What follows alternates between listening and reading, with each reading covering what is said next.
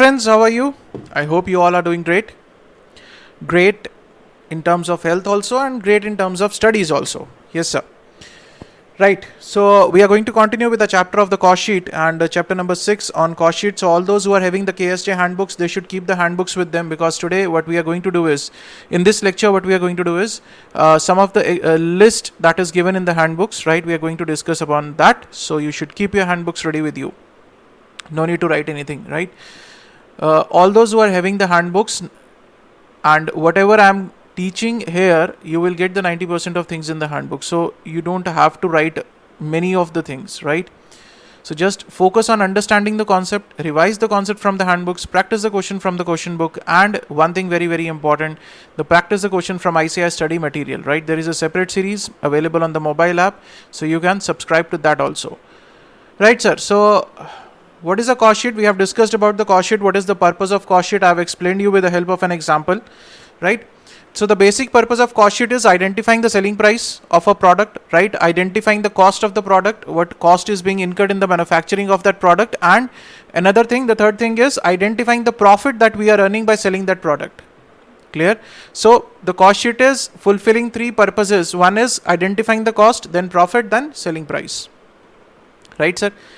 So this is what we have discussed, that cost sheet is a statement of estimated cost and profit to identify the selling price of a product. The cost can be categorized into three parts, three major types of cost. One is material, second is labor, and third one is other expenses. All these three can be further divided into direct and indirect cost, right? All the direct cost is called as prime cost because it is the most important cost without which you cannot start the manufacturing process. Clear? All the indirect cost is called the overheads, and overheads are further divided into factory overheads, admin overheads, and selling and distribution overheads, right? And this is what we discussed about the overheads, that factory overheads being incurred in the factory area where the production is taking place.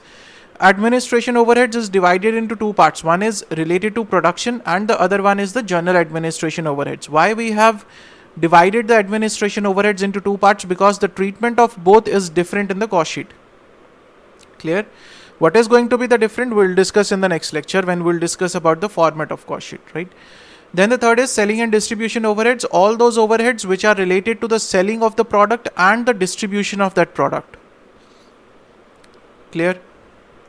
So cost is prime cost plus overheads and selling price is cost plus profit. Now, whenever we are talking about this expenses, this part, cost part, so the two major things of cost are prime cost, this prime cost, and the overheads, right? So these are the two major things. Now, what are the various types of cost or expenses, whether related to prime cost or overheads, which can be included? That is what we have to see. So this is the list that I have of expenses under the various categories. Right? What is to be ignored, what is covered in factory overheads, what is covered in office and administration overheads, what is in selling and distribution overheads. This is what we are going to discuss in this lecture, and I'll make you write down some specific items, right, which can be really confusing, and how those items are to be treated. Clear? Now, so this is from our handbook by KSJ Teaching, chapter number 6, cost sheet, right? So you can have it with you. So most of you must be having the handbook, so no need to write anything right now, okay? Now, talking about expenses, the first thing is prime cost. The prime cost has three elements: direct material, direct labor, and direct expenses. So what is covered in the direct material? Any material which can be identified in one unit of finished product, like the cloth required for manufacturing the shirt. If you are manufacturing a shirt, you know how many meters of cloth is required for manufacturing, right?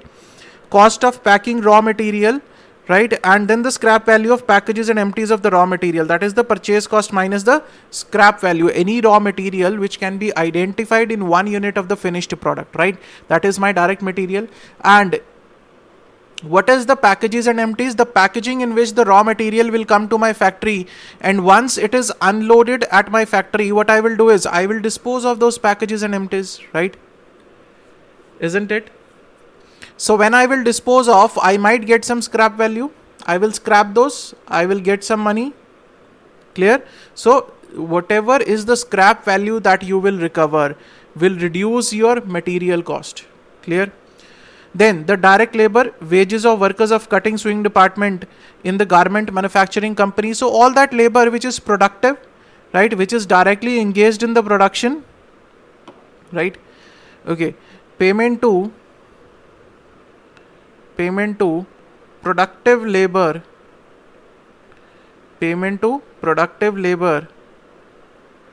directly engaged in production, directly engaged in production, right? That is my direct labor. So direct expenses, it can be royalty if paid on the basis of number of units being produced, right? Per unit the royalty is paid. Carriage inwards, inwards can be taken in the direct material cost also. How it is taken in the direct material cost also I'll explain, don't worry, right? Carriage inward is whenever the raw material is coming to your factory from your supplier, whatever you are paying to that truck or the vehicle in which it is being carried, the carriage, freight, right? Carriage, or I can say freight inwards, right sir? Then this is all about the prime cost. So all these three components are covering my prime cost.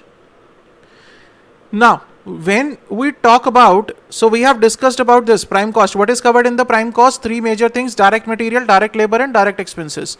Now coming to overheads, the overheads, I told you that these are divided into three major categories. One is factory overheads, other is administration overheads, and the third one is selling overheads, right sir? So now we have to see what is being covered in the factory overheads, what is being covered in the administration overheads, and what is being covered in the selling overheads. Now let's see. So this is a huge list for factory overheads. Whatever are the expenses related to the manufacturing of the product, relating to the factory, relating to the area where the manufacturing is taking place, all those things will be covered under factory overheads. Wages of maintenance department, wages of sweeper and watchman of the factory, oil used in machinery for manufacturing, motive power, that is the power used for manufacturing, loose tools written off, that is the tools which are required in the manufacturing process, depreciation related to the equipments of the factory or the machinery of the factory, equipments or machinery of factory. I'll discuss this depreciation part again, right? Supervisor or timekeeper salary, because what is supervisor doing? He is supervising the work of the workers in the factory area. Royalty expenses if paid in lump sum, right? So you need to be very careful. Royalty expenses, if related to number of units produced, then it is a direct expense. If it is paid in lump sum, then it is a factory overhead. Haulage, picking of material from one area to another within the factory. Depreciation of the forklift truck, salary of the forklift truck driver, and the fuel cost. What is a forklift truck? Sir, it is a truck. It is a small vehicle which carries the material from one area of the factory to another area, right? Cleaning expenses, water charges, rent rates and taxes related to the factory, drawing office expenses, estimating like cost estimates, normal sale of scrap, reduced from factory cost. I'll discuss this, don't worry. Normal disposal cost incurred on the factory scrap, and storeroom expenses. So all these, any expenses which is related to the factory, which is related to the manufacturing process, that is my factory overheads, right? Now under the office and administration overheads, right? What is office and administration? So there is a back-end office which is managing the whole things, right? At the back end, not directly involved in manufacturing. Now this office and administration, they are not directly involved in manufacturing, not directly involved in manufacturing, but what they are doing is they are managing the back-end business, right? Manufacturing is not the only activity taking place within a factory. There are many other activities beyond the manufacturing process, right? Telephone expenses, legal expenses, director manager salary, repair operating expenses of office computer, accounting and auditing expenses, bank charges. Now, if there are any charges paid to a chartered accountant, right? You are a service provider to a manufacturing concern. That manufacturing concern is paying you that salary of a chartered accountant. It will come under the administration expenses, right? Accounting and auditing expenses.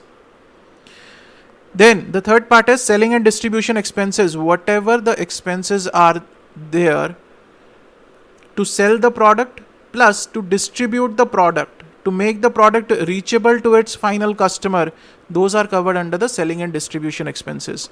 Royalty expenses if paid on number of units sold, right? Then carriage outwards, that is freight on sale. Clear? Advertisement expenses, expenses of the delivery vehicles, bad debts, cost of packaging the finished goods, warehouse expenses, and trade discount. No cash discount is to be considered, right? It is a trade discount. The seventh category I have made is ignore the things. There are certain things which are not going to be the part of your cost sheet, so you have to ignore certain things. Broadly, if I talk about what you have to ignore is, you have to ignore purely financial transactions. Purely financial transactions are to be ignored, right?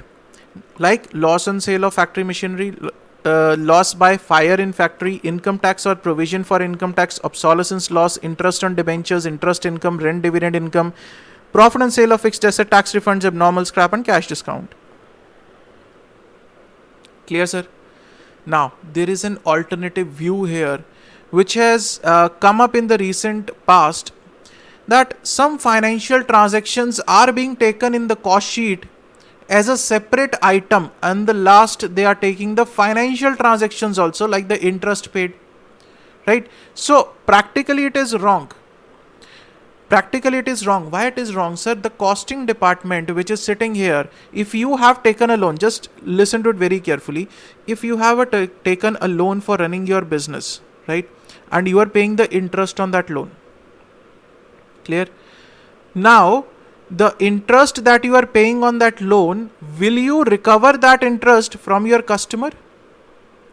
The customer will say, sir, why don't you do the business from your own pocket, from your own money? Why are you taking loan? It is not my mistake that you are taking loan for running the business. Then why should the customer bear the cost of interest, right? It is your problem. You didn't manage your business accordingly and you have to take a loan to run the business. It is not a customer's problem, right? It is your personal decision. You should bear that cost from the profits that you will be earning, right? But it is not to be borne by the customer. Now, if it is not to be borne by the customer, then that cost, should it come in the cost sheet or not? Cost sheet is prepared for all the cost which are to be recovered from my customer, which is related to my business and which is to be recovered from the customer. Any cost which is not to be recovered from the customer, which is not, I can say, not due to the mistake of the customer or whatever I can say, right, which is not to be recovered from customer, basically, all those things are to be ignored. Secondly, the costing department will not know of the financial charges. Clear? Say you have some bank charges or anything, how will the cost accounting department know that? Right? And if there are bank charges, those are purely financial transactions. Those small things are not to be recovered from the customer, obviously, right? This you have to bear from your profits, right, sir? So all the financial transactions are to be ignored. So this is broadly a list of expenses, I can say, or the list of all the things which can be covered under the various heads. So the first we covered prime cost, then under the overheads we have covered the factory, office, selling, and then what is to be ignored. Then we will come to the format. We'll discuss this later on in the next lecture, right? I'll discuss formats in the next lecture, right? So all those who are having the handbooks, no need to write anything, right? That is why these handbooks are definitely going to help you a lot. You are getting all the lectures free of cost on YouTube. So this is a very small investment in the handbooks plus the ICI study mat course, which is coming up in English also, don't worry. Now, out of these expenses, I want to discuss the few expenses which can be tricky or which have multiple treatments, right? So all those things I'm going to discuss a little bit with you people. Let's start. The first one is packing material. First one is packing material. Now, if we talk about this packing material can be categorized into two parts, right? One is primary packing.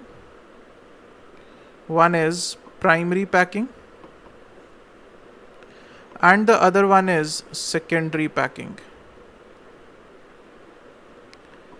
right? One is primary packing and the other one is secondary packing. What is the difference between these two? What is the difference between primary packing and secondary packing? Sir, primary packing is required to store the product. For example, honey. You go to the market, you get a honey in a jar, right? That jar which is used to store the product, that is my primary packing. Now this primary packing, without this, can you say that your manufacturing is complete? No, sir. Right? So this primary packing will take place where the manufacturing of the honey is taking place, right? The honey is being manufactured and side by side the packing is taking place, right? So this will form a part of your factory overheads.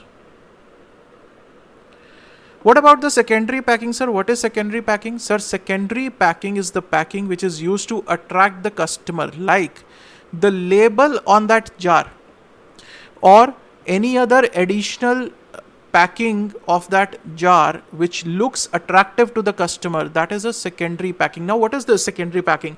Why are you attracting the customer? To boost your sales?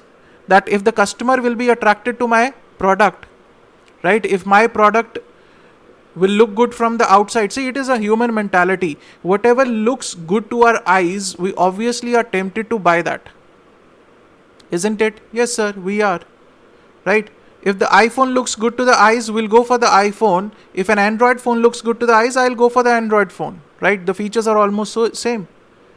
So the secondary packing is what? The attraction to the customer to boost my sales. That is, it is related to basically my selling strategy. Right? So I can say this is my selling and distribution overheads. Selling and distribution overheads. And another viewpoint for secondary packaging, what I'm doing is I have a glass jar in which the honey is packed. That is my primary packing. Now I have to send these jars to 100 kilometers away, and I fear that these glass jars might break on the way. What I do is I protect them with an extra packaging. That extra packaging is what? That is for the distribution purposes. That is again my secondary packaging. Right? So this is about the packing material. Coming to the second one. Second one is carriage. Carriage, or what I call it as freight. Now this freight or the carriage can again be of two types, right? One is carriage inward. The other one is outward. One is inward, the other one is outward, right? Now listen to one line very carefully. I say when you order a raw material, right? Any expenses from the moment you place an order of raw material till the raw material is received in your factory, all the incidental expenses in between, except for any abnormal expenses, right? So all the expenses in between the placing of an order until the raw material is received in your factory, except for the abnormal expenses, all those expenses should form the part of the cost of raw material. Right? I think I have told you earlier also in maybe material costing or somewhere, right? This line. So you should write it down. You can write such things because such things will definitely help you when you are going to revise the things. What we are trying to do, we are trying to find out the why of everything, right? So whenever you are going to revise, if you know the why of everything, it will be a comfortable thing for you people to revise. So if you talk about this inward will be taken in the cost of raw material. Cost of raw material. What about the carriage outward? Carriage outward is the expenses incurred on the sale. So this will be your selling and distribution overheads. Selling and distribution overheads. Clear? So this is about the carriage. Now next, third. Very simple, sir. Taxes. Taxes, two types of taxes. One is direct tax and the other one is indirect tax. Sir, what is a direct tax? Direct tax is the tax paid on the income that you have earned. Isn't it? What is a direct tax? It is a tax on the income or the profit that you have earned, right? Are you going to recover this direct tax from the customer? No, sir. You have already recovered the profit from your customer, and on that profit you are paying the direct tax. Right? So you are not going to recover the direct tax from the customer. So what you are going to do, if you are not going to recover anything from the customer, that thing is to be ignored. I told you, right, sir? So it is to be ignored. You have to give it a royal ignore, sir. What about the indirect tax? What is an indirect tax, sir? GST. GST. Now this tax is to be recovered from the customer. Isn't it? This is to be recovered from my customer and it is a part of my selling overheads, selling and distribution overheads. Right? Or it is shown as a separate item after the sales. I'll discuss it in the format, but it is after selling and distribution overheads, right? So this is about the taxes. Then one more thing that we have is custom duty. Custom duty. Now the custom duty is two elements, sir. One is for the import of raw material. Custom duty we are paying, right? Import of raw material.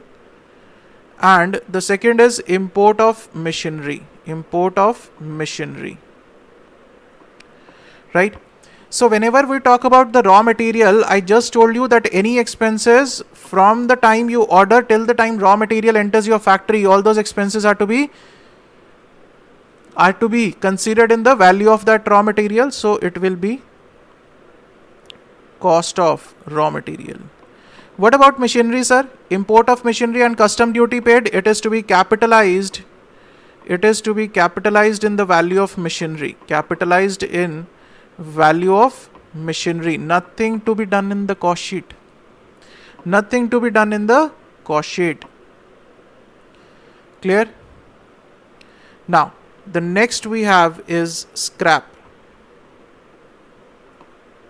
See, these notes, all those people can make who are having the handbooks also, right?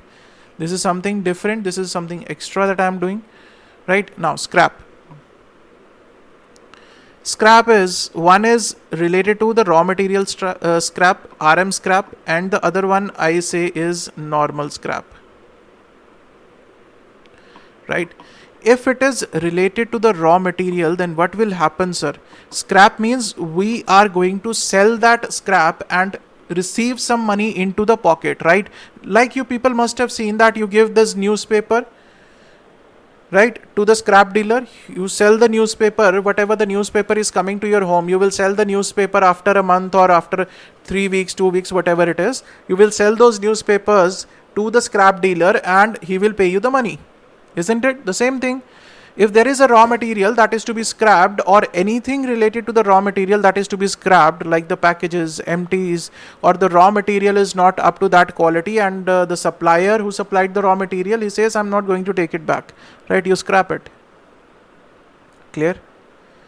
So whatever the amount that you are going to receive by selling that scrap of raw material, it is going to reduce your raw material cost. It is going to reduce RM cost, isn't it?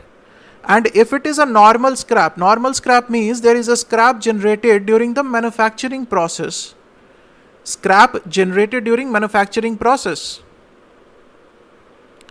scrap generated during manufacturing process. Right, so this is a normal scrap. Now how to deal with this scrap? Now this scrap has been generated in the factory area during the manufacturing process. That means it will reduce my factory cost. Right? Any doubts? Clear, sir? Now, sixth, what is it? Royalty. As you have seen, the royalty can be divided into three parts, right? Royalty can be on the basis of number of units produced, or it can be lump sum, right? Or it can be on the number of units sold. So there is a different treatment for that. If it is on the number of units produced, then you have to be taking it as a direct expense. If it is lump sum, then it is your factory overheads. If it is on the number of units sold, then it is your selling and distribution overheads. See, you will rarely see a question where you will get the royalty. Hardly any questions, right? But because there are different treatments, that how if there is a royalty given in the question, then you should know that how to treat it. That is why I have summarized it. Clear? Next is seventh, depreciation. Last one, depreciation. So these are all those points which have multiple treatments and where there can be confusions while attempting the question. So that is why I am asking you to make these notes, right? I'll again come to these notes when I will be discussing the format and the questions.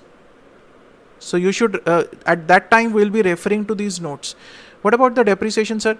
See, the depreciation can be related to, I can say, the factory area, right? Equipments or machinery in the factory, then admin, then selling. So depreciation can be related to three things, right? If it is related to factory, for example, the machinery in the factory area, depreciation of machinery in factory area, right? Then how it is administration, sir? Depreciation on computers, right? And other equipments in office, right? How it is related to selling, sir? Depreciation of delivery vehicle, delivery van or delivery vehicle, right? So depreciation can be related to all the different things. It can be related to the factory, it can be related to the admin area, it can be related to the selling and distribution things, right? So now you must be knowing the treatment also. Sir, if it is related to factory, it will be form the part of my factory overheads. If it is related to administration, it will be my journal administration overheads, journal, office and admin overheads, If it is related to the sales, then it will be my selling and distribution cost, selling and distribution expenses. Clear? So this is related to depreciation. So these are the few items. There might come one or two more items. We'll discuss it when we'll discuss the format and the questions we'll be doing, right?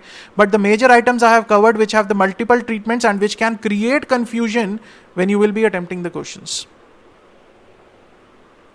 right? So I have covered these 7 areas: royalty, depreciation, scrap, customs, taxes, carriage freight inward, outward, right? And the packing material.